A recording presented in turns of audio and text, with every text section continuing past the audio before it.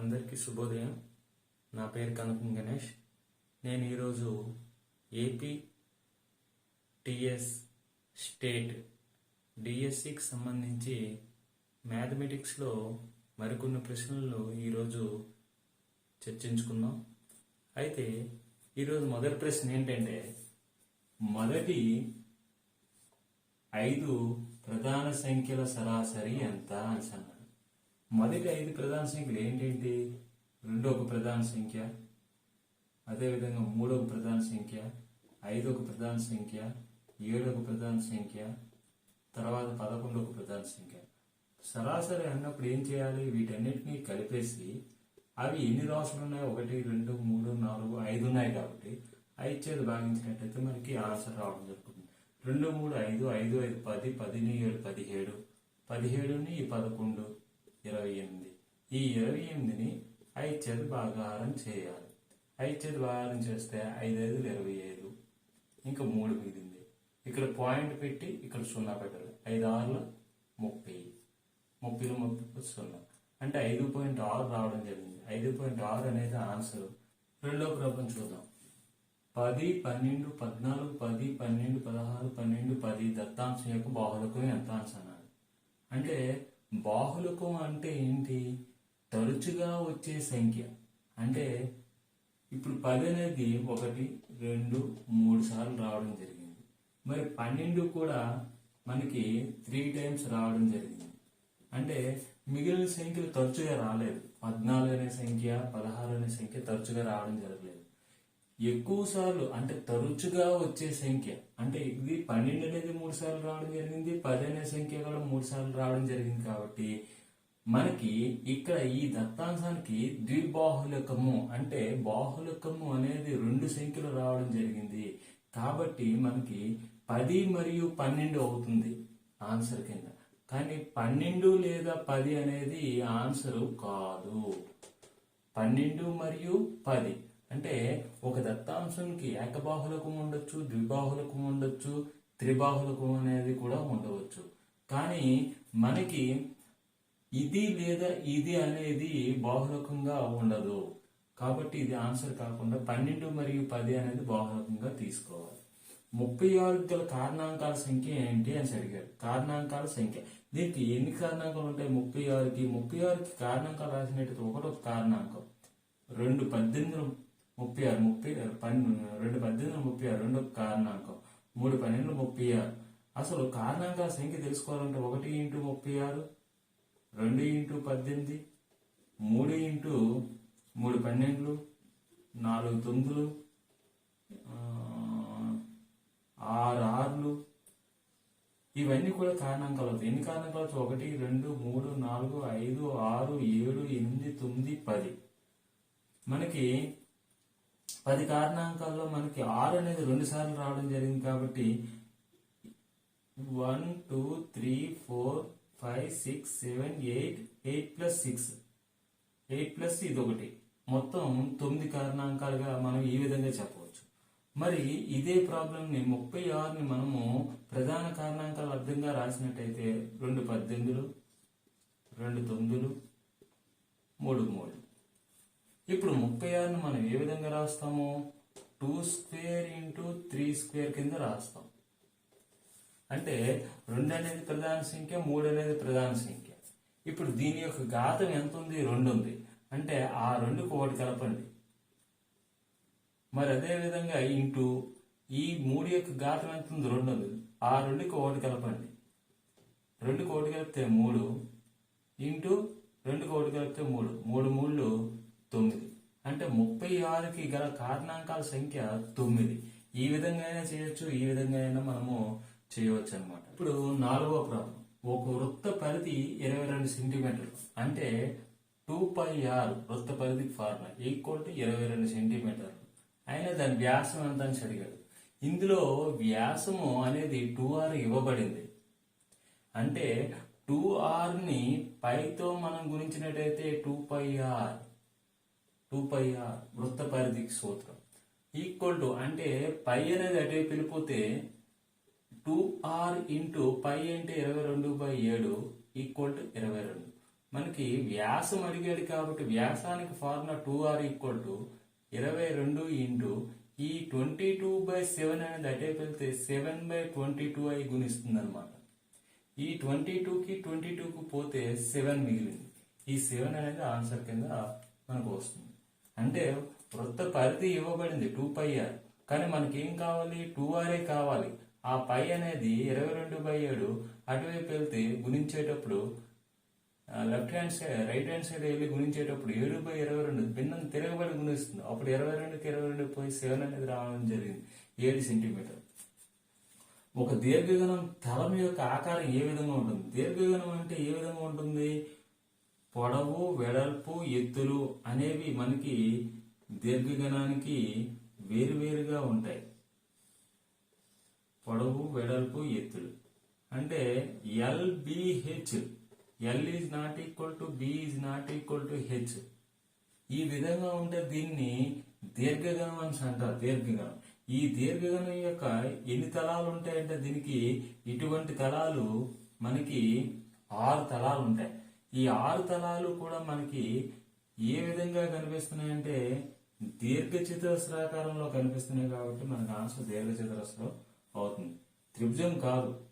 ప్రతి తలం యొక్క ఆకారం ఏ విధంగా మనకు కనిపిస్తుంది చూడడానికి, దీర్ఘచతురస్రం కాబట్టి ఆన్సర్ దీర్ఘచతురస్రం. ఇప్పుడు 6వ ప్రశ్న. 40 మీటర్లు పొడవు గల ఒక దీర్ఘచతురస్రాకార తోట వైశాల్యం అంటే పొడవు L ఈక్వల్ టు 40 మీటర్లు ఇచ్చారు. మరి తోట వైశాల్యం అంటే దీర్ఘచతురస్రాకారంలో ఉంది కాబట్టి దీర్ఘచతురస్రాకారానికి LB ఉంటుంది. దీని వైశాల్యం LB ఎంత ఇచ్చాడు? 1120 చదరపు మీటర్లు ఇచ్చాడు. అయినా వెడల్పు ఎంత అని అడిగాడు. అంటే వెడల్పు B కావాలంటే వైశాల్యం LB బై పొడవు చేత భాగించినట్టయితే మనకి B వెడల్పు రావడం జరుగుతుంది. అంటే 1120/40.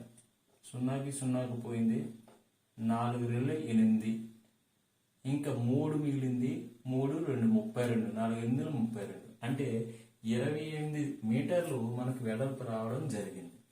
మరి ఈ ప్రాబ్లం చూసినట్లయితే దీర్ఘచతురస్రం పొడవు అంటే ఒక దీర్ఘచతురస్రం ఈ విధంగా ఉంది మనకి. దీని పొడవేమో 60 సెంటీమీటర్లు ఇవ్వడం జరిగింది. మరి కర్ణం పొడవు అంటే ఈ కర్ణం పొడవు 61 సెంటీమీటర్లు ఇవ్వడం జరిగింది. అయినా ఈ చుట్టూ ఉన్న కొలత ఎంత అని అడిగారు. అసలు చుట్టూ కొలత తెలియాలంటే ఇది 60 సెంటీమీటర్లు అయితే ఇది కూడా 60 సెంటీమీటర్లే. కానీ మనకి ఈ కొలత తెలియదు. ఈ కొలత తెలిసినట్టయితే మనకి ఈ వెడల్పు ఈ L అనేది తెలిసింది, వెడల్పు తెలిసినట్టయితే మనకి చుట్టుకొలత కనుక్కోవడానికి 2 × L + B అనేది మనకి ఆన్సర్. 2 × L + B అనేది ఫార్ములా కాబట్టి ఇందులో ప్రతిక్షేపించినట్టయితే మనకు ఆన్సర్ రావడం జరుగుతుంది. కానీ మనకి L అనేది ఇవ్వడం జరిగింది. L ఈక్వల్ టు ఎంత ఇచ్చాడు? 60 సెంటీమీటర్లు ఇచ్చాడు. కానీ మన చుట్టుకొలతకు కర్ణానికి ఫార్ములా ఏంటి? √L² + B² ఈక్వల్ టు ఎంత ఇచ్చాడు? 61 ఇవ్వడం జరిగింది. కానీ L² + B² ఏమవుతుంది అంటే దీనికి వర్గం చేసినట్టయితే దీనికి కూడా వర్గం చేయాలి. అప్పుడు స్క్వేర్కి రూట్కి పోతే ఏం మిగిలింది? L² + B² మిగిలింది. మరి దీనికి 61 స్క్వేర్ అంటే 61 × 61, ఒక 61 61, 6 1 6, 6 6 36 అంటే ఎంత వచ్చింది? 1 6 6 12, 1 6 1 7, 3721 రావడం జరిగింది. కానీ మనకి L వాల్యూ ఎంత ఇచ్చాడు? 60 ఇచ్చాడు.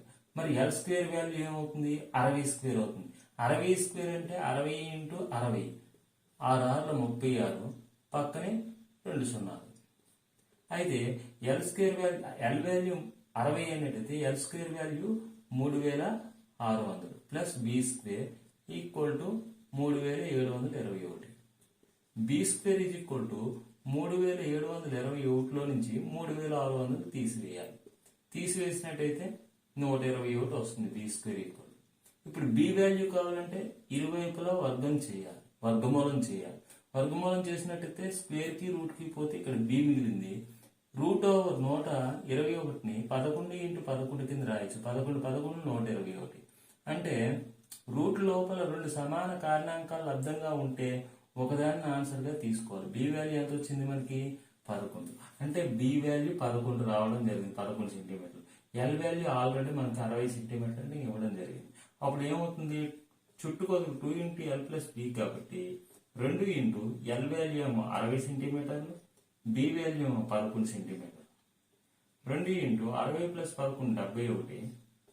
2ని 71 చేత గుణించినట్టయితే 2 ఒకట్ల 2, 2 ఏళ్ళు 14, 142 సెంటీమీటర్లు బి అనేది ఆన్సర్ అవుతుంది అనమాట. ఇప్పుడు 8వ ప్రశ్న చూడండి. 13 మరియు 14 మధ్య ఉండే